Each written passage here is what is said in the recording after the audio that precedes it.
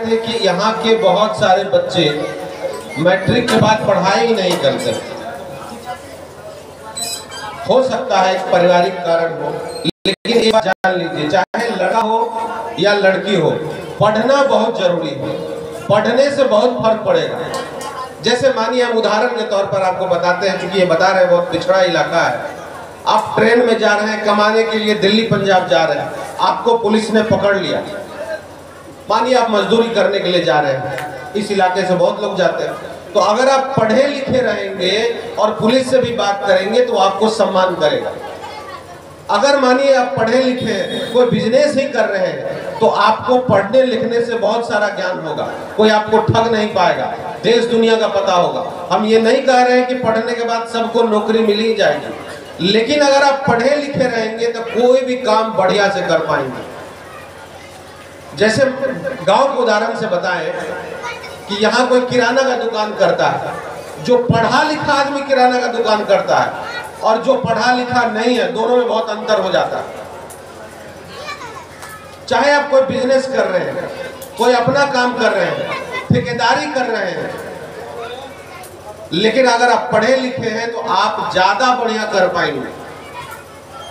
इसलिए अगर आपकी पारिवारिक मजबूरी है तब भी पढ़ाई लिखाई जारी रखिए। हम पीजी सेंटर सहरसा में पढ़ाते हैं, बीएन मंडल यूनिवर्सिटी में। उसमें आधा लड़कियां पढ़ने आती हैं और कहती है सर शादी हो गई है, घर में प्रॉब्लम है।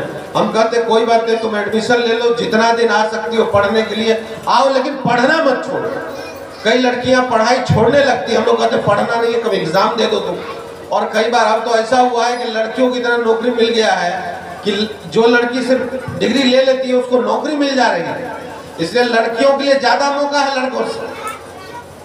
अगर लड़की पढ़ेगी तो उसको लड़कों की अपेक्षा ज्यादा जल्दी अभी नौकरी मिल जाएगी, और पढ़ाई लड़की को ज्यादा छोड़ना पड़ता है। इसलिए यहाँ माता बुजुर्ग बैठी, मैं उनको कहता हूँ कि लड़कियों को भी पढ़ाइए, खाली बेटा को मत पढ़ाइए। घर में अगर एक गिलास दूध है तो आधा बेटी को दीजिए, आधा बेटा को दीजिए। बेटी के साथ कोई भेदभाव मत कीजिए। जिस तरह से बेटा नाम रोशन कर सकती है, उसी तरह बेटी भी नाम रोशन कर सकती है। हो सकता है ये बात हम कह रहे हो तो आप लोग को समझ में नहीं आ रहा होगा, लेकिन आने वाले वक्त में आप समझिएगा कि बेटी को पढ़ाना भी उतना ही जरूरी है।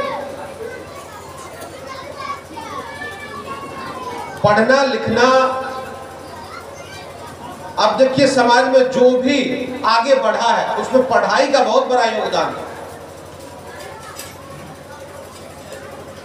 मैंने अपने जीवन में पढ़ाई भी की है और दूसरी चीज भी की।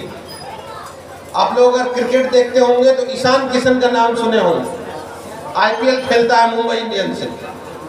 बहुत कम लोगों को पता है कि हम और ईशान किशन साथ ही खेलते थे। पहली बार ईशान किशन ने, वो विकेट कीपर नहीं था, विकेट कीपर हम थे, हम बड़े थे तो हमारा ग्लव्स लेता था, भैया हमको ग्लव्स दीजिए।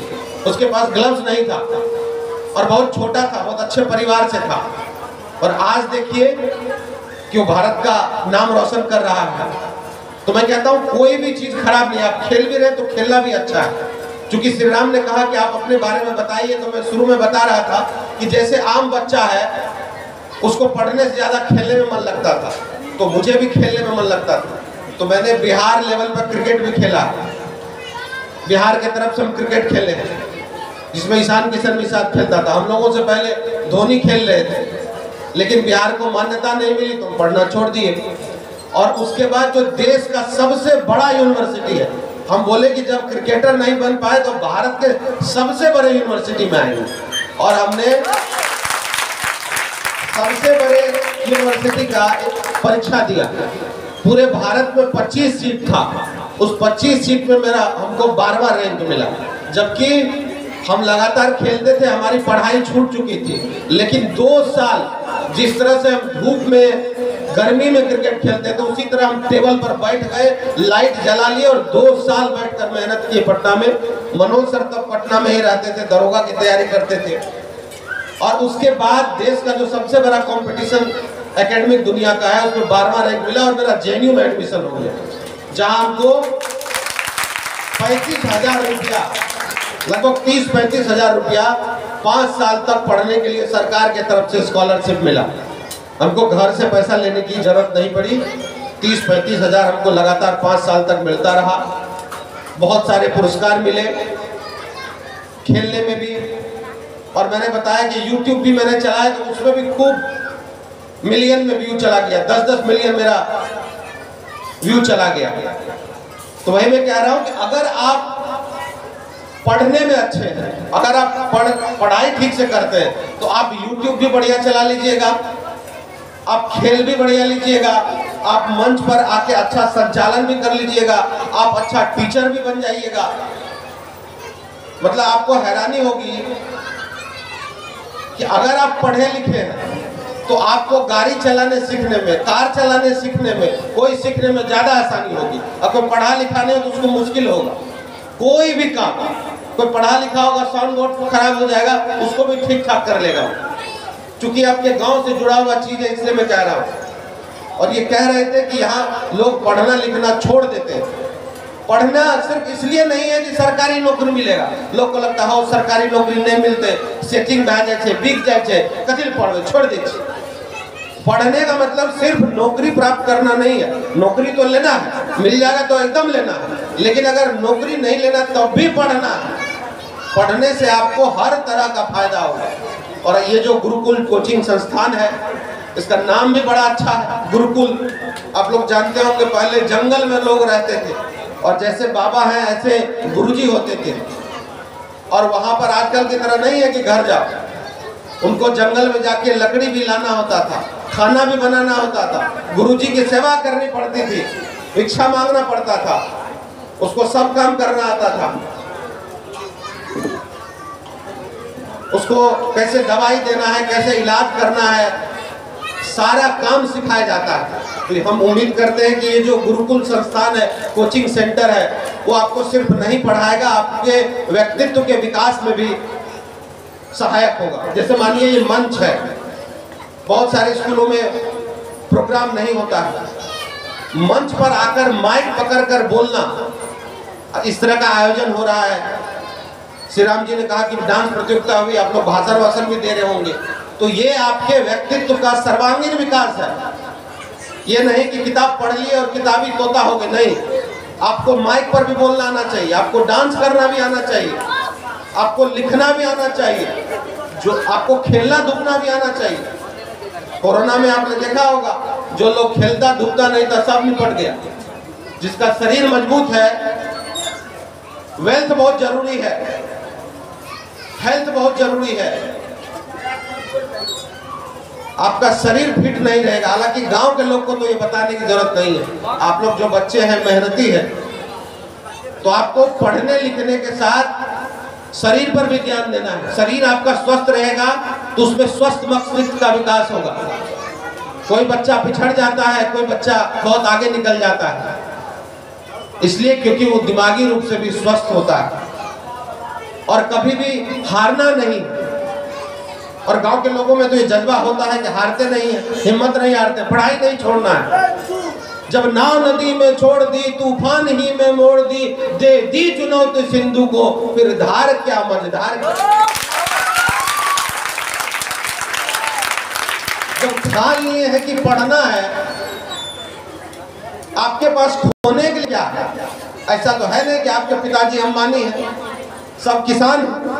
तो जब ठान लिए है कि आगे बढ़ना है और गुरुकुल कोचिंग संस्थान में आप आ गए हैं और इतने अच्छे टीचर हैं, इतना अच्छा संचालन कर रहे हैं, इतनी अच्छी शायरी बोल रहे हैं, इतना अच्छा स्वागत गान हुआ, इतना अच्छा मंच आप लोगों ने सजाया, ये सब तो हम लोग बड़े शहर में देखते हैं। इस गांव में आपने मुकम्मल किया, इसके लिए मैं चाहता हूं कि आप लोग ताली बजाकर आपने संस्थान के बारे में।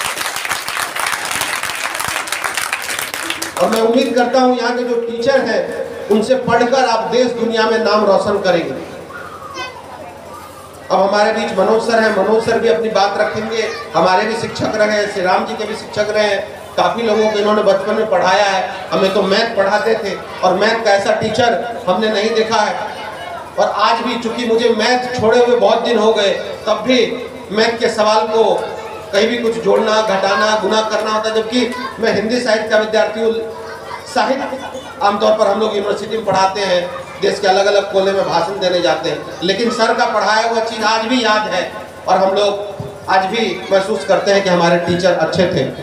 तो एक बार अंत में श्री राम जी का विशेष धन्यवाद, क्योंकि इन्होंने मुझे यहाँ बुलाया आप लोगों के बीच, और जहाँ गांव के इस तरह के प्रतिभा संपन्न लोग हो। शहर में कॉलेज में तो हम लोगों को बोलने के लिए बुलाया जाता है, जहाँ बीए के बच्चे होते हैं, एमए के बच्चे होते हैं, पीएचडी के बच्चे होते हैं, विद्वान लोग होते हैं, उनके बीच बोलना मुझे लगता है कि आसान है। लेकिन बच्चों के बीच, अभी मैं मनोज सर को कह रहा था कि चूंकि आप स्कूल में पढ़ाते रहे, आप पहले बोल लीजिए। इन बच्चों से बात करना मुझे ज़्यादा कठिन लग रहा है, क्योंकि मेरी भाषा कठिन है और हमने अभी तक बीए के बच्चों को पढ़ाया है। लेकिन जिस धैर्य से आप लोगों ने मुझे सुना, मेरी बात को सुना, अगर आप इसको जिम्मेदारी से आगे अपने जीवन में ले जाएंगे, अपने गुरुकुल संस्थान का नाम रोशन करेंगे, तो मुझे अच्छा लगेगा। आप लोग आगे भी मुझे बुलाएंगे तो मैं बार बार आपके यहाँ आता रहूँगा। बहुत बहुत धन्यवाद।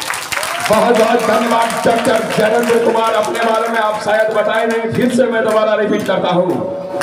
डॉक्टर जयेंद्र कुमार अपने क्रिकेट की दुनिया के बारे में मैं उसकी एक किस्सा उनके मुंह से सुना था, आज मैं ही उस कहानी को दोहराना चाहूंगा। डॉक्टर जयेंद्र कुमार जब हम बचपन में 5 क्लास में थे, मतलब 2005 की कहानी है, जब मैं पहली बार सहरसा पहुंचा, मेरा जिद था पढ़ना है और बस और कुछ नहीं जानते, बस पढ़ना है, सहरसा में पढ़ना है। लेकिन मुझे गांव देहात से पढ़ाई हुआ था, मेरी बहुत कठिनाई थी। मैं क्या करूं, बस इतना समझिए कि गांव का लोग तो हमें तेज समझता था, लेकिन हमसे बड़ा भूसकुल कोई नहीं था। जब वहां गए तो हमको पता चला मैं बहुत कमजोर हूं, मैं अपने आप में अंधकार छा गया बरदराज की तरह। तो हम निराश होकर के अपने घर में बैठ गया। तो पहली बार जो हमारा शख्सियत से भेंट जो हुआ घर में, हुआ थे डॉक्टर जयेंद्र जी, इनके लिए ताली करिए। और उन्होंने मुझे मोटिवेट किए, समझाए कि तुम ट्यूशन पढ़ो। तो हम सोचे ट्यूशन पढ़वे तो पैसा तो लागते, कल का हाँ पैसा तो लागते, लेकिन हम तोरा बात करा सके छी, एगो सरजी छे।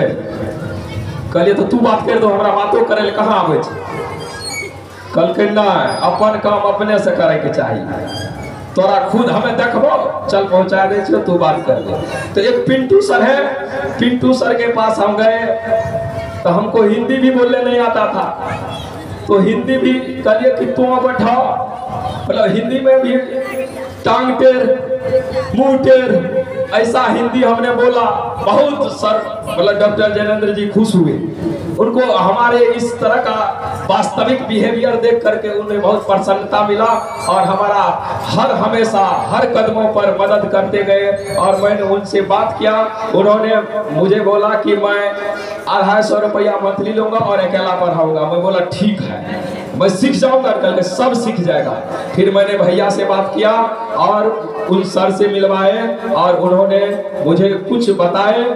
और उसके बाद जब मैं स्कूल की माध्यमिक परीक्षा पार किया, तब मुझे भेंट होती है हमारे माननीय गुरुदेव तुल्य मनोज सर से। मनोज सर जो मेरे परम गुरु, जिसको हमने दर्जा दिया है, यह गुरु शायद किसी को मिलता है, कभी कभी मिलता है, जिसने हमारे भावना को पढ़ाई के साथ साथ हमारी भावना तक को, तह दिल, हमारी गहराई तक को समझा और मुझे उस तुल्य बना दिया कि जो मैं शिक्षा का जो दरवाजा खोलने वाला मेरा प्रथम गुरु है वह है मनोज सर जी।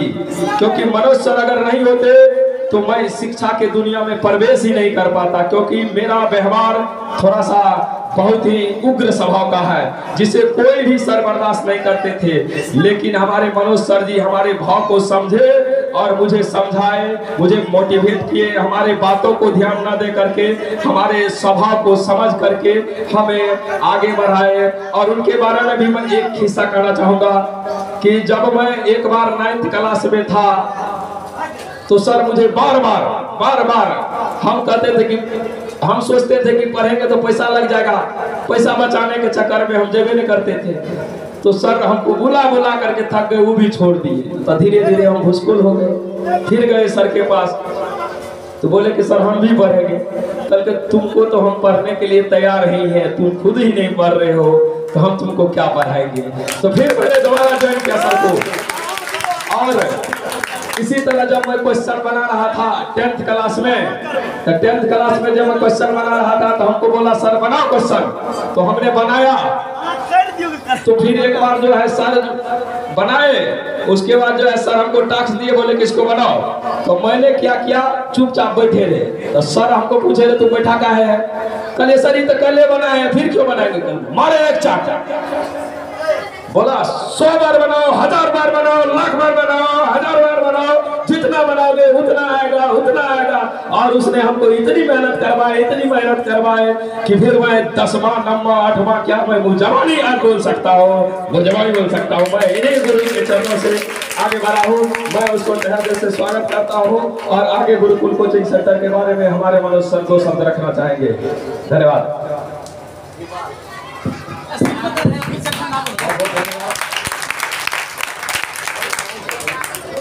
हेलो, इस गुरुकुल कोचिंग सेंटर के संस्थापक और सम्मानित अतिथि वीरेंद्र, हमारे अभिभावक और विद्यार्थी, आज मैं आप लोगों के सामने इस गुरुकुल सेंटर में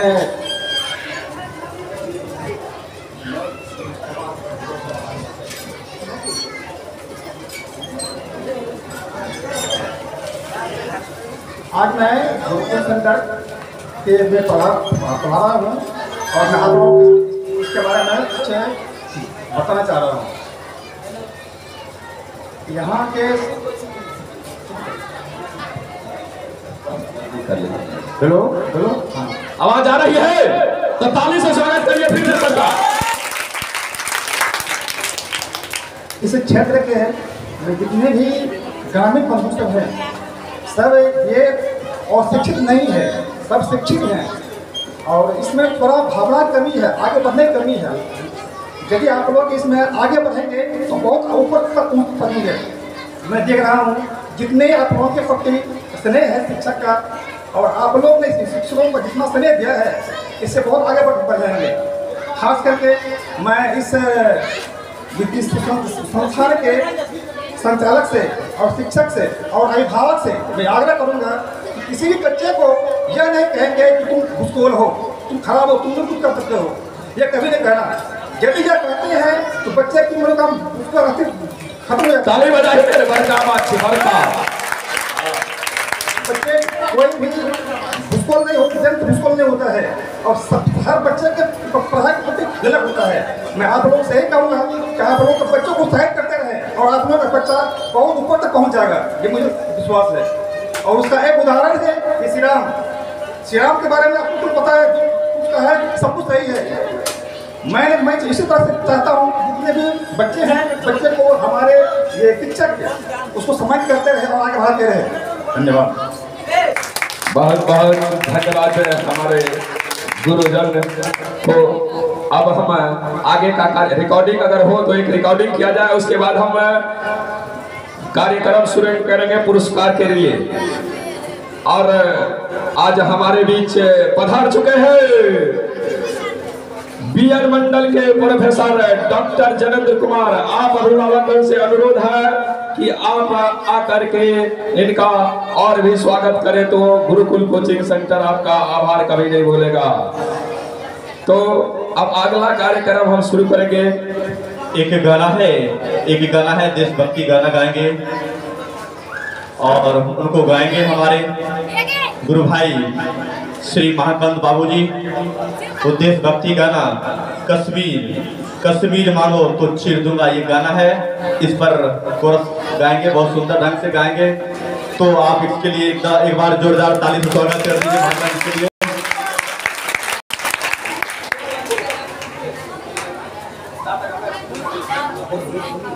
चलिए, तो मैं हमारे पास तो कहने के लिए बहुत कुछ है, समय ही कम पर जग मैं कह रहा हूँ। कि यह समय कम पड़ जाएगा, दिन रात कब गुजर जाएगी पता नहीं चलेगा, इतनी समाया हुआ है शब्दों में। और मैं किसकी कहानी कहां से शुरू करूं, इसके बारे में एक एक समय मैंने बिताया है। कम से कम मैं डॉक्टर जनेंद्र कुमार के क्रिकेट की दुनिया के बारे में भी कुछ कहानी सुनाना चाहूंगा, जो अपने मुंह से सुनाए हैं हमें। एक बार का कहानी उन्होंने बोला कि श्री राम तुम मुझे गेंद करो और तुम जिस दिशा में कहेगा मैं उसी दिशा में मारूंगा। ये कैसे हो सकता है भाई, ये कैसे हो सकता है? कल तू दिखा मैं मारूंगा। बोलिए चलिए ठीक है। तो फिर मैंने गेंद करना शुरू किया। मैं जितना गेंद करूं उतना मेरा पैरे पर लग जाए। मैं जितना करूं बैट से, वो ये बैट से मारते थे मेरे पैरे पर। बोले इतना बड़ा निशाना, ये तो लोग हाथ से भी नहीं मारता, ये बैट से मार रहे हैं। मैं समझ गया इसी दिन ये बहुत बड़ा खिलाड़ी है। फिर मैंने एक बार इसका क्रिकेट देखा, राज्य स्तर पर पूर्णिया कटिहार सारे लोग खेला जा रहा था। तो वहां पर इन्होंने लगभग 73 रन की पारी खेले थे, जो बहुत ही धुआंधार पारी था। छक्का चौका की बरसात किए थे। मैं उस दिन भी समझ गया कि देखिए डॉक्टर जनेंद्र कुमार की चलवा, जुनून, जहनियत। बचपन से इन्होंने क्रिकेट के बारे में और भी एक कहानी कहे थे हमें कि खेलने में हमको इतना आनंद आता था कि लोग हमको मारते थे, पापा मारते थे, सर मारते थे।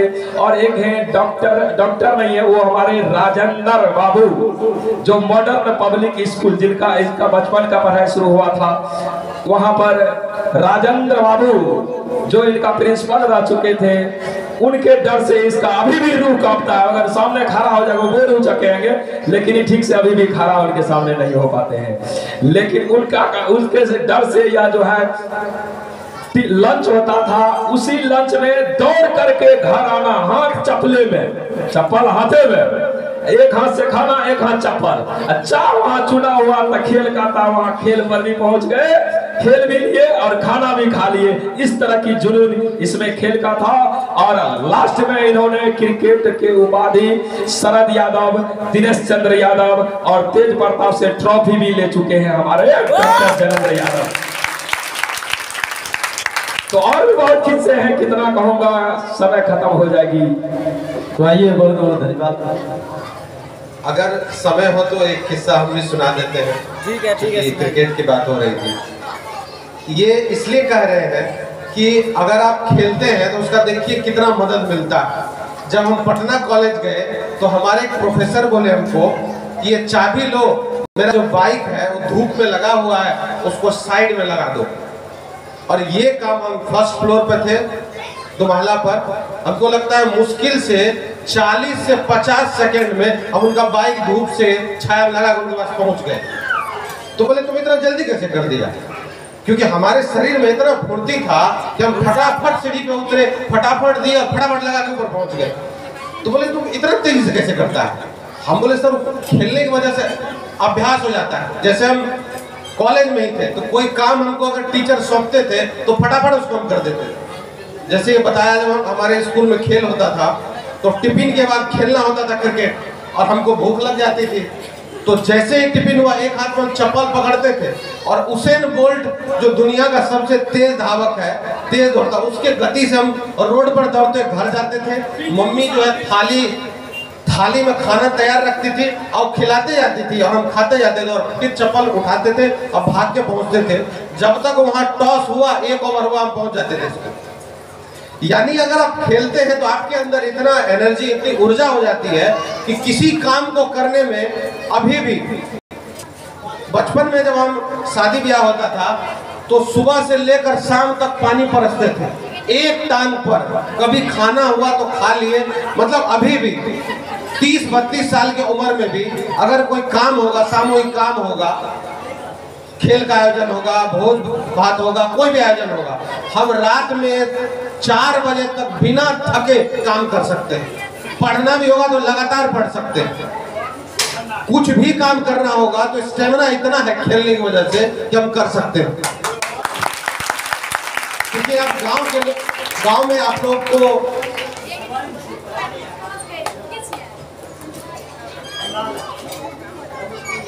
पहले कहते थे पढ़ोगे लिखोगे तो बनोगे नवाब, खेलोगे धूपोगे तो बनोगे खराब। और हमारा जहां भी सिलेक्शन हुआ, जहां भी मेरी पहचान बनी दिल्ली में, पटना में, टीचर इसलिए हमको लाइक करते थे कि खिलाड़ी है, फिट है, कोई काम कर लेगा, किसी काम को आसानी से कर लेगा। और हमको तो लगता है कि खेलने की वजह से मेरा कोई नुकसान नहीं हुआ। अभी बिहार विश्वविद्यालय सेवा आयोग की तरफ से मेरा प्रोफेसर में सिलेक्शन हुआ, इस बीएन मंडल में मेरा पहला रैंक था, और जो दूसरा तीसरा रैंक था वो सब जीवन भर पढ़ने वाले आदमी थे, और हम तो खेलते भी हैं और पढ़ते भी हैं, तब भी हमको कभी कोई दिक्कत नहीं हुई। इसलिए हम कह रहे हैं बच्चों से, अगर आपकी कोई और रुचि कुछ और भी करते हैं तो पढ़ाई उसमें बाधक नहीं है, आपके व्यक्तित्व का विकास ही होगा। अगर कोई कहे कि हमको खेत में भी मेहनत करना पड़ता है, गाय भैंस देखना पड़ता है, घर का काम है, तो नहीं, वो सब करते हुए भी पढ़ाई अच्छे से किया जा सकता है। हर वक्त नहीं पढ़ा जाता है। लोग तो कहते थे कि जो काम 10 घंटा पढ़ के दूसरा विद्यार्थी करता है, हम मेरे बारे में कहते थे तो 1 घंटा में पढ़ लेता है। अभी भी हम जब आते हैं कहीं जाते हैं बोलने के लिए, तो हमारे घर वाले कहते हैं तुम पढ़ता कहाँ है? हम किसी किताब को उल्टा के 10 मिनट में देख लेते हैं तो मेरा काम हो जाता है। इसी तरह मेरा परीक्षा में भी काम हुआ। इसलिए बहुत सारे विद्यार्थी का मन इस तरह होगा, तो घबराने की जरूरत नहीं है। और क्रिकेट के तो बहुत किस्से हैं, समय की बेहद कमी है, कभी और बुलाएंगे तो क्रिकेट, हालांकि हम एक किताब भी लिख रहे हैं, और जब किताब छपेगी तो श्री राम के माध्यम से भेजेंगे, आप लोग उसको पढ़िएगा। बहुत बहुत धन्यवाद। बहुत बहुत धन्यवाद सर को। इससे पता चलता है इनकी गरिमा और इनकी पहुंच का। उनको पता नहीं है कि वो कहां पहुंच गए हैं, इसलिए वो पूरा बात बोल नहीं पा रहे हैं। इसलिए समय का कमी होते हुए, और कभी भी मैं भी किस्सा कहता रहूंगा। आज मैं पहचान करा दिया हूं तो बीच बीच में मैं इन लोगों की भी कहानी कहता रहूंगा। इस बीच में महाकांत जी एक गाना गाना चाहेंगे, बहुत ही सुंदर प्रस्तुति के साथ। आप साउंड मास्टर स्टार्ट करेंगे और गाना सुनेंगे। मैंने इस गाना को अपने से खुद लिखा हूँ, और जम्मू कश्मीर के जितने भी जवान हैं इस गाने को बहुत पसंद किए हैं, इसलिए मैं सर जी को सुनाने के लिए चाह रहा हूँ। तो आइए।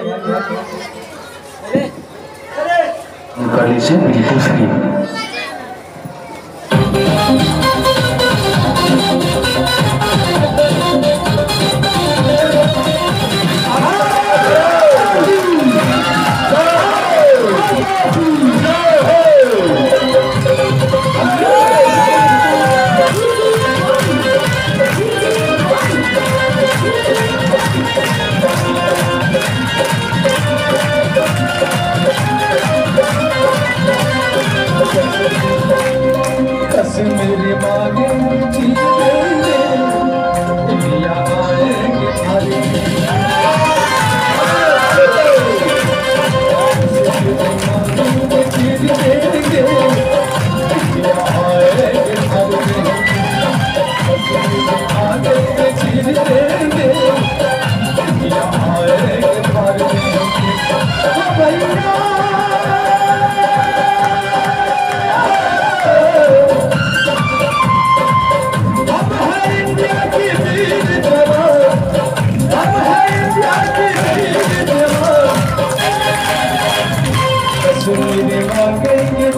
आएंगे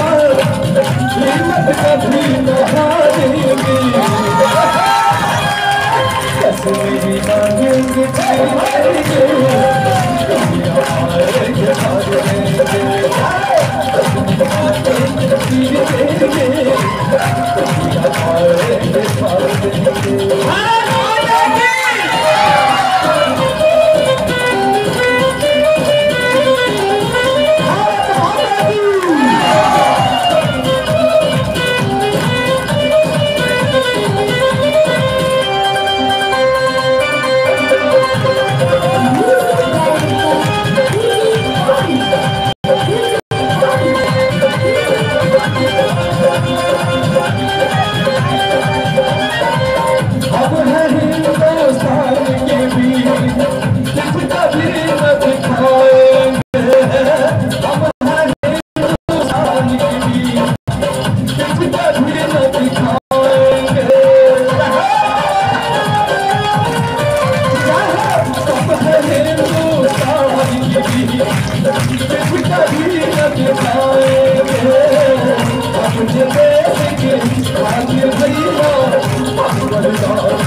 बनाएंगे।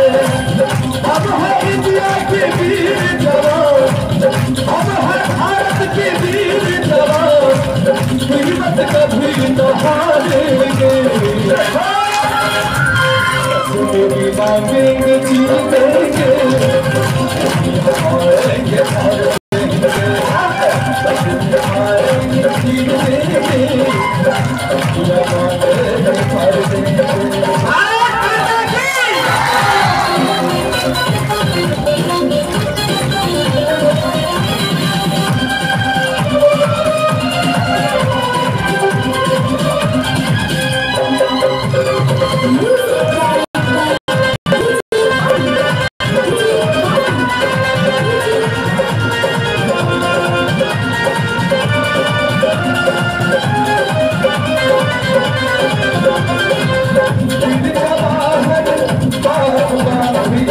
सबने देश में जान दिए हैं,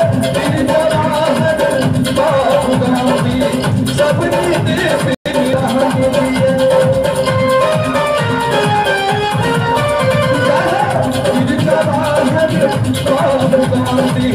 सबने देश में जान दिए,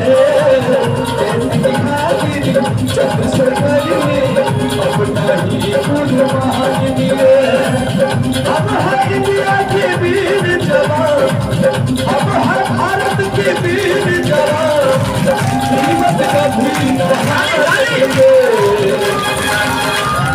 कश्मीरी मांगेंगे जीतेंगे, हारेंगे हारेंगे, कश्मीरी मांगेंगे जीतेंगे, हारेंगे हारेंगे।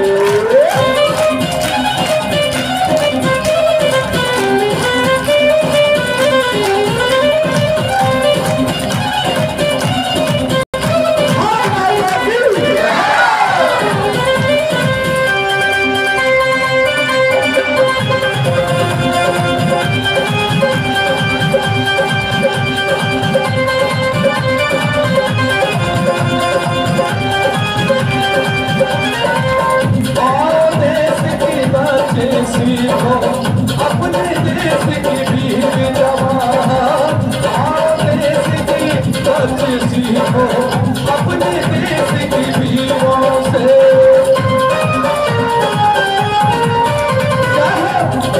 देश की बच्चे पढ़ो अपने गुरुकुल कोचिंग से, अपने देश के भैया बलिदान चढ़ाएंगे। अब है इंडिया के वीर जवान, अब है भारत के वीर जवान, कीमत कभी न हारेंगे।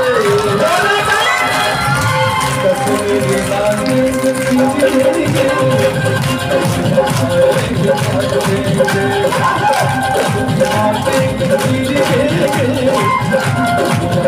हारेंगे हारेंगे।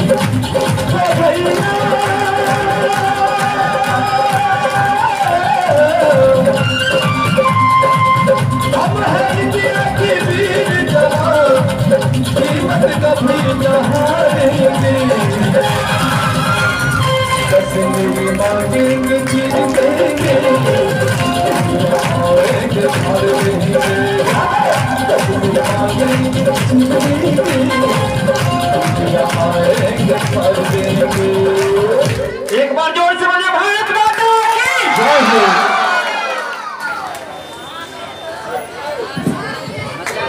बहुत बहुत धन्यवाद हमारे गुरु भाई को, जिन्होंने सुंदर सा बहुत बहुत सुनाए।